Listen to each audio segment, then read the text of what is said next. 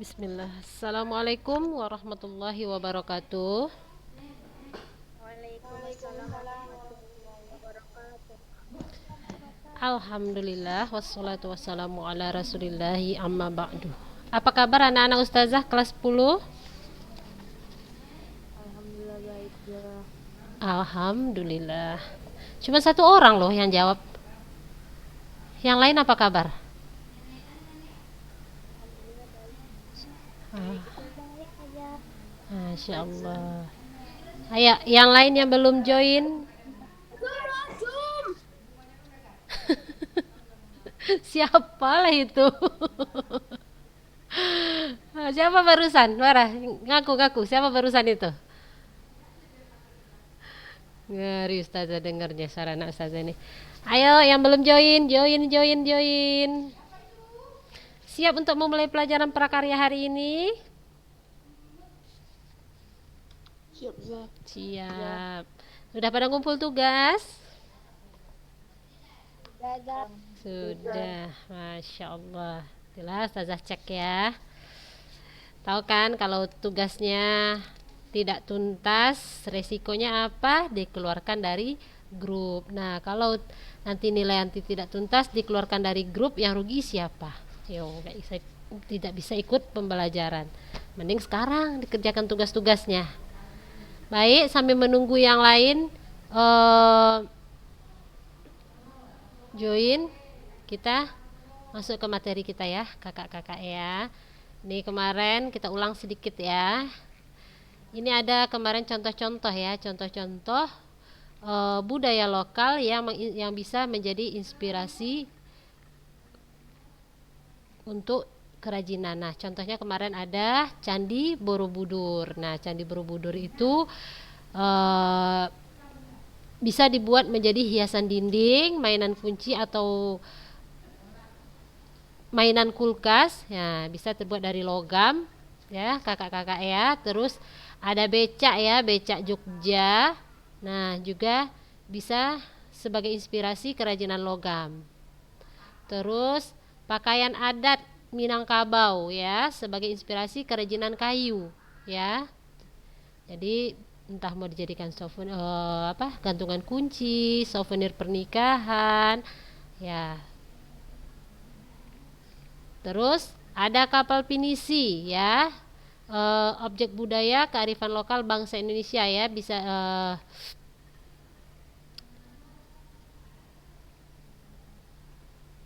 bisa dibuat juga jadi miniaturnya yang entah itu dari pelepah kelapa, dari kertas karton, dari kayu, bisa.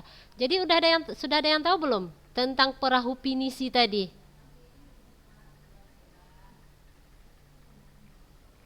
Nggak ada yang Belum ya. nggak ada yang berusaha mencari apa itu perahu pinisi. Kenapa dia termasuk budaya lokal gitu? Nggak ada yang berusaha mencari tahu ya. Terus ada rumah tongkonan ya, rumah tongkonan. Nah, ini juga objek budaya kearifan lokal bangsa Indonesia.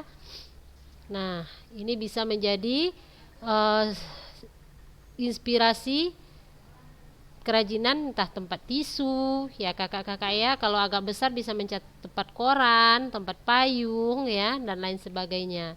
Terus ada pakaian adat Jawa Tengah ya sebagai inspirasi kerajinan tatakan gelas. Nah, yang diambil di sini adalah motif bajunya ya kakak-kakak ya, jadi kerajinan jadi tatakan gelas. Terus wayang kulit. Nah, wayang kulit sebagai inspirasi untuk kerajinan yang berfungsi untuk pembatas buku.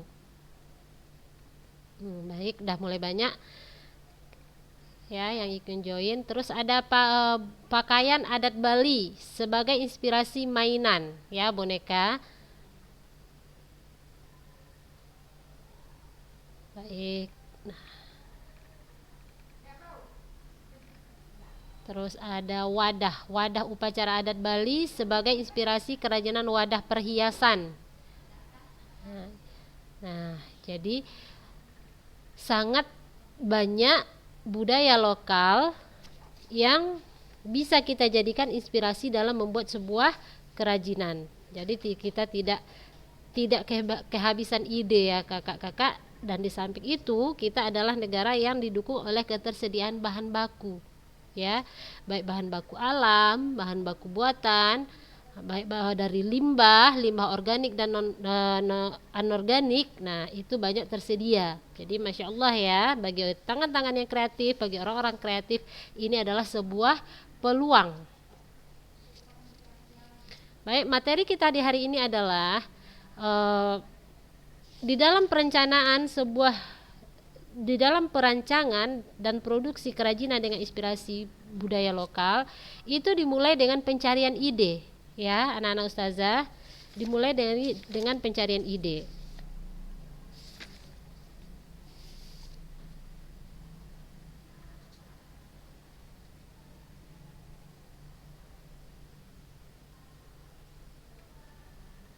Nah, ide kita di sini adalah budaya lokal, ya, objeknya budaya lokal. Nah, sekarang kita di dalam pencarian ide ini ada beberapa pertanyaan yang bisa kita ajukan terhadap diri kita.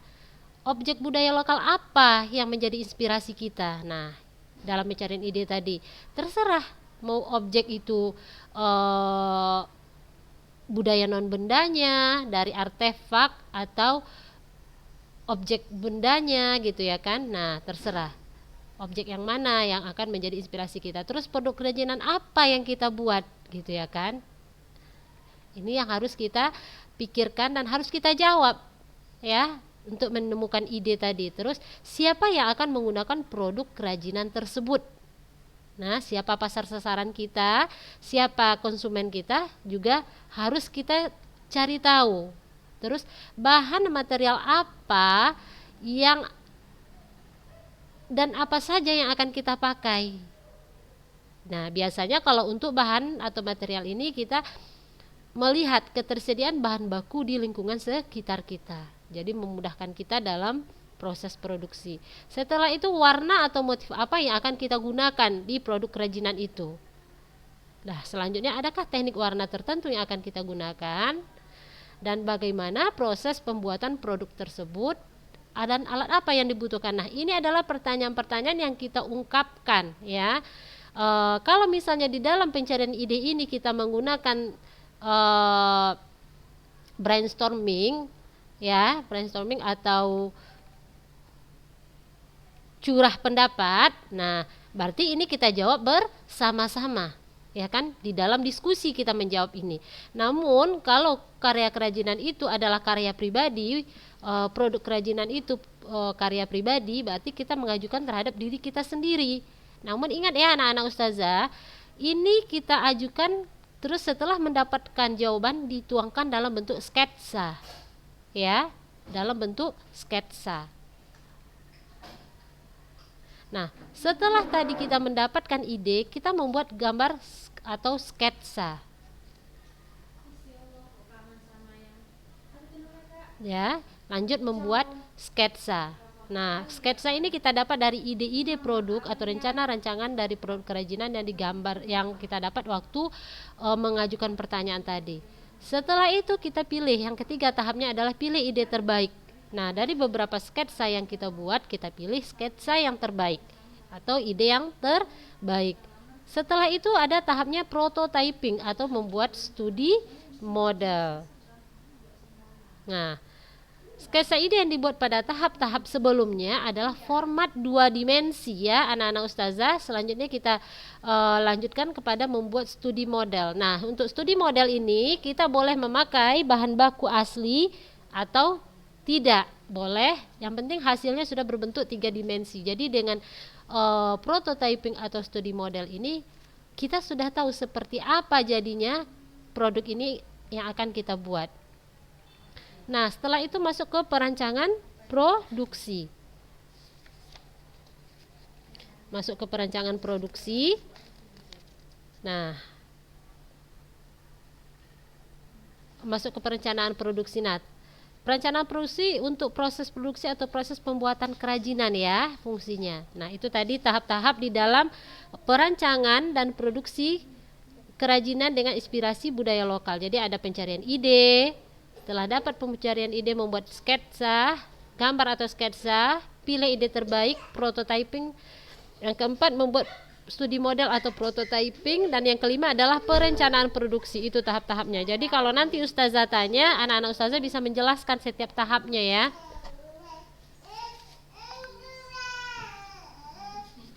Oke. Nah, setelah itu tahap kita selanjutnya adalah masuk ke produksi kerajinan dengan inspirasi objek benda lokal. Nah, anak-anak ustazah di tahapan produksi ini ada terbagi menjadi tahap pembahanan, pembentukan, perakitan, dan finishing. Kenapa Afila Elda? Jerawatnya lagi bersemi? Atau kayak mana? Tetap cantik kok. Oke, konsentrasi dulu ya. Di tahapan produksi secara umum terbagi atas 4 tahap ya. Ada tahap pembahanan, ada tahap pembentukan, ada tahap perakitan, dan ada tahap finishing. Nah, tahap pembahanan adalah mempersiapkan bahan atau material agar siap kita bentuk. Nah, jadi jangan sampai waktu tahapan produksi bahan baku atau materialnya belum ada gitu. Apa yang mau kita bentuk? Jadi ini sudah tersedia semua ya. Nah, setelah tahap pembahanan kita masuk tahap pembentukan ya. Setelah tersedianya bahan-bahan baru kita mulai membentuk. Nah, pembentukan bahan baku bergantung kepada jenis materialnya anak-anak ustazah. Ya, bentuk dasar, material, dan bentuk produk yang akan kita buat.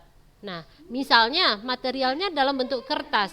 Nah, berarti kita bisa memakai di sini cara melipat, ya kan? Nah, kalau misalnya produk materialnya adalah kayu, bambu atau rotan, nah kita mungkin bisa membentuk dengan cara dipotong atau dipahat. Nah, untuk pemotongan pemahat juga dilakukan sesuai dengan bentuk yang sudah direncanakan. Jadi tidak asal dipotong-potong saja ya.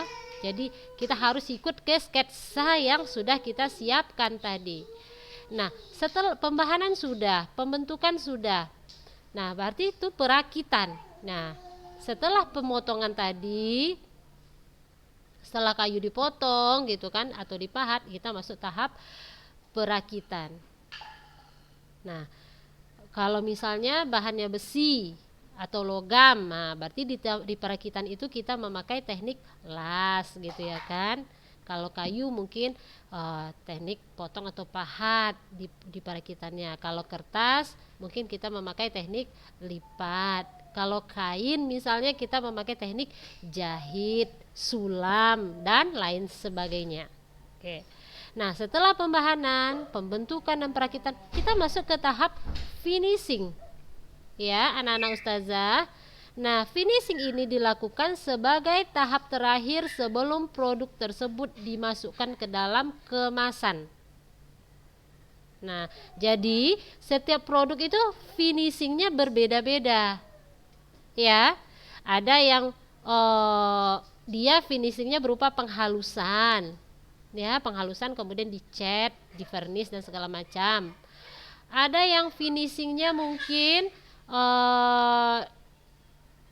merapikan, ya kan, dirapikan, misal ada sisa-sisa benangnya itu dirapikan dan lain sebagainya. Sama dengan tahap perakitan, untuk finishing pun dia berbeda-beda tergantung juga kepada jenis material yang kita pakai. Nah, itu tadi di produksi kerajinan. Selanjutnya, setelah produksi kita masuk ke kemasan ya, anak-anak ustazah, kita masuk ke kemasan kerajinan dengan inspirasi objek budaya lokal. Nah, apa itu kemasan? Nah, ya kan? Nah, kemasan itu sesuatu yang berfungsi untuk melindungi produk dari kerusakan serta memberikan kemudahan membawa dari tempat produksi hingga sampai ke konsumen atau ke tangan konsumen ya, anak-anak ustazah ya, itu adalah kemasan. Nah, kemasan ini juga berfungsi untuk menambah daya tarik Nah, biasanya orang melihat suatu produk juga berdasarkan kemasannya. Nah, kalau kemasannya menarik, orang tertarik untuk melihat isinya. Namun sebaliknya, kalau kemasannya aja sudah amburadul, orang sudah malas. Alah, dari bungkus aja kita sudah tahu isi kok. Orang kan suka berbicara seperti itu. Kita pun biasanya kalau berbelanja juga begitu.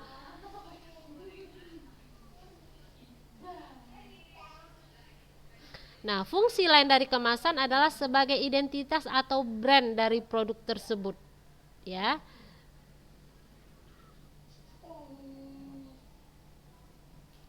Nah, fungsi kemasan ini didukung oleh material, pemilihan materialnya, bentuk, warna, teks dan grafis yang tepat, ya, anak-anak ustazah ya. Jadi harus kita perhitungkan eh, material untuk kemasan produk kita, ya, untuk produk budaya, kerajinan dengan inspirasi budaya lokal tadi, kita harus memikirkan material kemasannya. Jadi jangan sampai kerajinan kita yang akan kita kemas ini udah masya Allah lah ya, udah cantik betul gitu ya kan, udah cantik. Nah tiba-tiba kita kemasnya udahlah bungkus-bungkus aja dengan koran remek-remek gitu, ya kan, dah jadi kan dah dibungkus tazah gitu ya kan.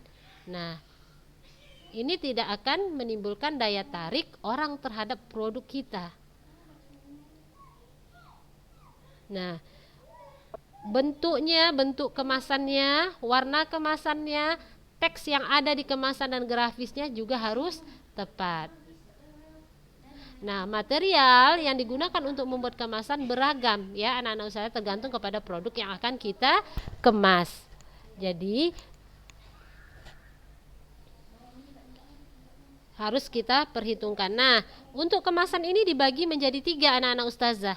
Ada yang namanya kemasan primer, ada yang namanya kemasan sekunder, dan ada namanya kemasan tersier. Apa itu kemasan primer ustazah? Gitu ya kan? Yaitu kemasan yang melekat langsung kepada produk. Ya, jadi kemasannya langsung yang melekat kepada produk. Jadi membungkus langsung produk. Nah, itu adalah kemasan primer. Terus ada yang namanya kemasan sekunder, ya. Nah, kemasan sekunder itu yaitu beberapa kemasan yang terdapat beberapa kemasan primer yang berisi produk. Jadi di dalam satu kotak besar itu misalnya ada beberapa bungkus, ini beberapa isi beberapa biji produk gitu. Nah, berarti itu kemasan sekunder. Nah, apa itu kemasan tersier? Nah,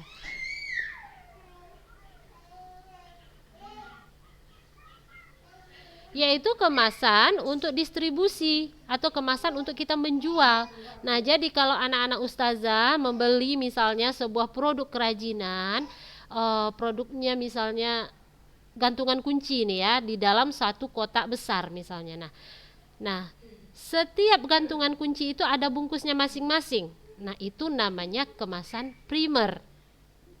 Nah, terus di dalam kotak itu tadi ada beberapa gantungan kunci. Nah, setiap gantungan kunci itu dibungkus masing-masing kan, berbeda. Jadi tidak satu bungkusan besar. Jadi mungkin menghindari tergores gitu ya kan, biar dia tidak saling menggores sesama dia. Nah, itu namanya kemasan sekunder.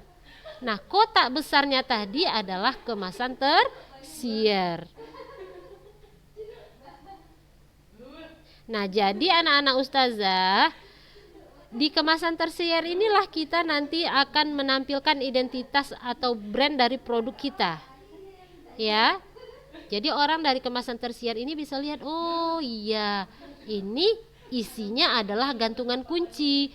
Oh, ini isinya adalah keramik atau porselen gitu.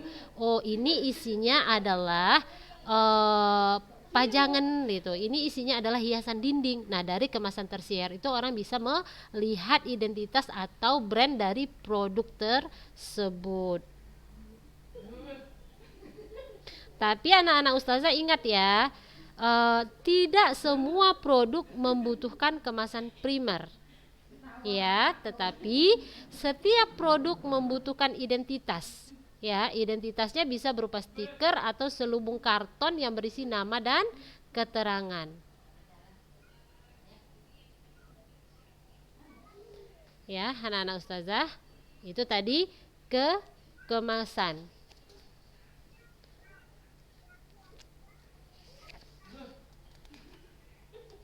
Kita lanjut. Setelah di dalam perencanaan produksi tadi kita sudah sampai ke kemasan ya. Kita lanjut ke bagian D. Bagian D adalah perhitungan biaya produksi kerajinan inspirasi budaya lokal. Nah, untuk perhitungan biaya produksi ini di semester 1 kita sudah belajar. Anak-anak ustazah malah sudah ada ustazah kasih tugas ya waktu praktek menghitung biaya produksi. Nah, jadi di sini kita tidak lagi menghitung secara detail seperti kemarin. Nah, namun untuk menyegarkan kembali ingatan kita, apa itu biaya produksi? Nah, yaitu biaya-biaya yang harus dikeluarkan untuk terjadinya produksi barang, ya, produksi barang. Nah, apa saja yang termasuk ke dalam biaya produksi? Yaitu biaya bahan baku, biaya tenaga kerja, dan biaya overhead. Nah, biaya overhead ini yang luas anak-anak ustazah. Di dalam biaya overhead ini ada namanya biaya listrik, ya, termasuk ke biaya overhead, bahan bakar minyak, ya kan? Terus misalnya nanti sabun pembersih, bahan baku, benang, jarum, lem, dan lain-lainnya itu masuk ke biaya overhead. Nah, jadi dia ada namanya biaya bahan baku, biaya tenaga kerja, dan biaya overhead. Coba matikan speakernya dulu. Siapa itu? Nanti kita hidupkan kalau kita sudah tanya jawab ya. Ya. Nah, itu tadi perhitungan biaya produksinya ya, anak-anak ustazah. Selanjutnya kita masuk ke pemasaran. Nah, untuk pemasaran kita menggunakan pemasaran langsung kerajinan dengan inspirasi objek budaya lokal. Jadi kita menggunakan pemasaran langsung. Apa itu pemasaran langsung? Nah, yaitu promosi dan penjualan yang dilakukan langsung kepada konsumen tanpa melalui toko. Ya, anak-anak ustazah, jadi tanpa melalui toko. Nah, penjualan langsung merupakan hasil dari promosi langsung, ya, yang dilakukan oleh penjual terhadap pembeli. Nah, untuk sistemnya, penjualan langsung dapat berupa penjualan satu tingkat atau single level marketing, atau multi tingkat atau multi level marketing. Nah, penjualan suatu tingkat ini merupakan cara yang paling sederhana ya anak-anak ustazah untuk menjual produk secara langsung. Jadi wirausahawan langsung dia memasarkan dan menjual produk kepada konsumen tanpa membutuhkan toko atau pramuniaga.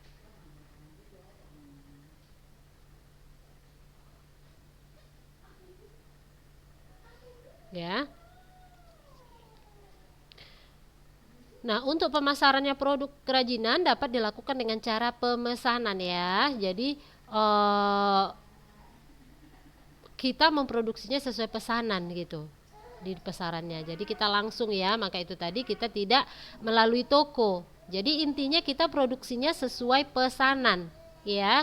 Nah, untuk kerajinan dengan inspirasi objek budaya lokal ini kita menggunakan pemasaran langsung. Nah, konsumen dapat melihat langsung produk ataupun melalui gambar dari produk kerajinan kita dan kemudian memesannya. Nah, produsen kerajinan selain menjual produknya sendiri dapat membentuk kelompok penjual yang akan memasarkan dan menjualkan produknya secara langsung ke konsumen. Nah, inilah dia yang multi level marketing tadi ya, sistem dengan beberapa tingkat kelompok penjual. Ya, anak-anak ustazah, itulah tadi pemasaran dari kerajinan dengan inspirasi budaya lokal. Nah, ini adalah hari terakhir kita di bab kerajinan. Nah, minggu depan ustazah berharap anak-anak ustazah semua bisa Zoom ya. Kita akan langsung tanya jawab. Nah, tanya jawabnya itu di situ ada penilaiannya. Jadi kita tidak ujian teori ya. Nanti misalnya ustazah tanya, coba anak-anak ustazah jelaskan misalnya kan, coba anak-anak ustazah tunjuk namanya, misalnya Yulianda. Coba Yulianda jelaskan kepada ustazah tentang pemasaran langsung. Nah, misalnya kan. Nah, dijelaskan oleh Yulianda. Nah, itu ada nilainya. Ya, minggu depan. Jadi ustazah berharap minggu depan kita tambah banyak yang ikut Zoom. Jadi kita bisa ada penilaian langsung di situ untuk bab 1 ini. Ya, anak-anak ustazah. Sampai di sini ada yang mau ditanyakan? aja ya. Dari awal kita materi kita dari awal kerajinan dengan inspirasi budaya budaya lokal sampai tadi yang terakhir pemasaran langsung. Nah, kan catatannya ada kan masing-masing? Yang baru di semester 2 ini kan, Za? Iya. Heeh. Kalau misalnya nggak ikut Zoom, nilainya dari mana, Za? Yang nggak ikut Zoom, makanya Ustazah bilang usahakan untuk ikut Zoom minggu depan. Nah, ya.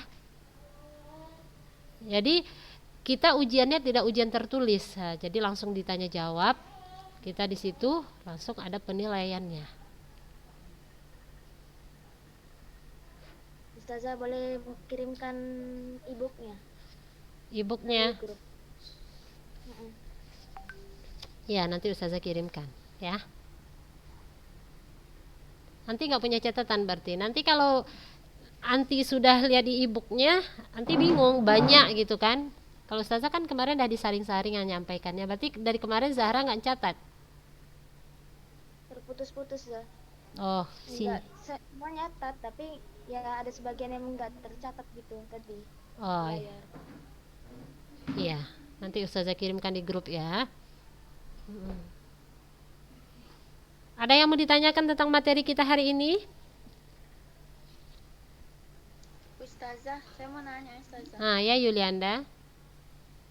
Itu tadi yang pemasaran langsung itu kan ada yang katanya pakai gambar ya Ustazah. Pemasaran langsung pakai Gambar atau foto tadi kalau nggak salah. tidak, pemasaran langsung itu langsung dari produsen ke konsumen tanpa melalui toko, bukan foto ya Kak, toko. Jadi langsung, jadi caranya kayak mana? Jadi konsumen tadi itu melihat dia produk apa yang kita hasilkan. Setelah mereka melihat contoh-contoh produk kita, nah nanti mereka akan memesan sesuai selera mereka. Nah itu namanya pemasaran langsung. Atau si produsen tadi membuat beberapa kelompok untuk memasarkan si produknya. Nah, kalau ini namanya multi level marketing di dalam pemasaran kita ini. Kalau pemasaran 1 tingkat dan 2 tingkat tadi ya. 1 tingkat itu single level marketing. Ah, itu tadi yang langsung produsen kepada konsumen tanpa ada perantara toko. Jadi konsumen tadi kita ajak melihat produk-produk kita. Ini loh produk Yulianda misalnya ya kan. Nah, mereka melihat. Oh, ternyata mereka tertarik misal dengan salah satu produk Yulianda. Lalu mereka melakukan pemesanan. Nah, barulah kita buat produksi. Atau Yulianda sebagai produsen membuat beberapa kelompok yang akan memasarkan produk Yulianda. Nah, itu namanya multi level marketing atau penjualan multi tingkat. Nah, jadi kita tidak melalui foto atau gambar. Jadi mereka itu langsung melihat produk yang kita hasilkan. Ya, Yulianda paham? Paham Ustazah. Jadi tidak melalui foto atau gambar ya untuk pemasaran langsung ini. Yang lain ada pertanyaan? Ustazah tadi 3K itu apa? Hah? 3K. 3K apa Kak? Di bagian yang mana 3K?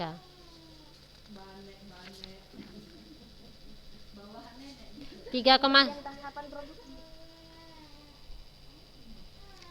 3K. Yang mana 3K Kak? Saya nggak ada bilang 3K lah. Iya, tadi ada tulisannya tapi nggak sempat nulis tadi. Oh, Bagian 3K itu. 3 macam kemasan tadi.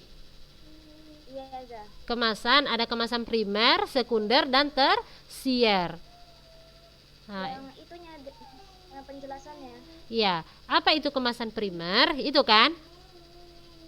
Iya, Zah. Nah, kemasan primer adalah kemasan yang langsung melekat kepada produk. Kemasannya langsung melekat kepada produk. Nah, apa itu kemasan sekunder? Nah, yaitu kemasan yang berisi beberapa kemasan primer. yang berisi produk. Nah, apa itu kemasan tersier? Yaitu kemasan yang kita pakai untuk distribusi, untuk penjualan, ya kan? Nah, itu namanya kemasan tersier. Misalnya gini ya, Zahra Arika, Anti membeli ini coklatos ya. Coklatos itu kan ada kotaknya ini ya, yang simple ya, yang biasa kita jalani hari-hari. Nah, kalau Anti membeli 1 pack coklatos yang isinya ada berapa itu ya? 50 atau berapa ya? Nah, setiap coklatos itu kan, per biji coklatos itu sudah ada bungkusnya masing-masing kan? Nah, itu namanya kemasan primer. Setiap coklatos begitu kita buka, jumpalah dengan coklat coklatos tadi. Itu namanya kemasan primer. Nah, kemasan sekunder adalah beberapa coklatos yang dibungkus dengan kemasan primer tadi, yang di dalam kotak tadi, itu namanya kemasan sekunder. Nah, kemasan tersiernya adalah boxnya coklatos tadi, yang orang menjualnya pakai box. Itu adalah kemasan tersiernya, alat untuk apa? Kemasan untuk mendistribusikannya. Itu adalah namanya kemasan tersier. Oke, paham Zahra Arika? Paham, Zah. Ada lagi yang mau ditanya? Berhubung waktu kita juga sudah habis ini. Satu lagi ada?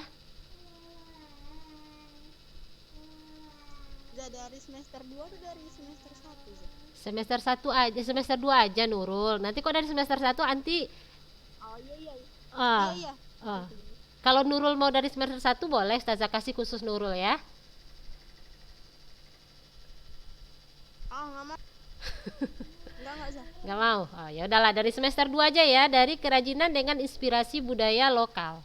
Dari awal ya Kak ya, apa itu budaya lokal ya kan? Nah, jadi usahakan minggu depan, bagi yang ini tidak menonton, tidak ikut Zoom, berarti kan melihat rekaman YouTube. Jadi ini pesan Ustazah, usahakan minggu depan kita join ya rame-rame. Oke, anak-anak Ustazah, yuk. Berarti kita cukupkan hari ini sampai di sini ya. Pertanyaannya sudah ya. Ustazah berharap anak-anak Ustazah sudah paham ya dengan materi kita.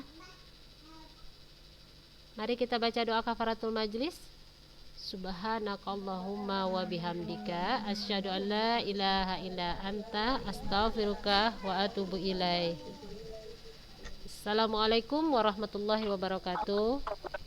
Waalaikumsalam warahmatullahi wabarakatuh.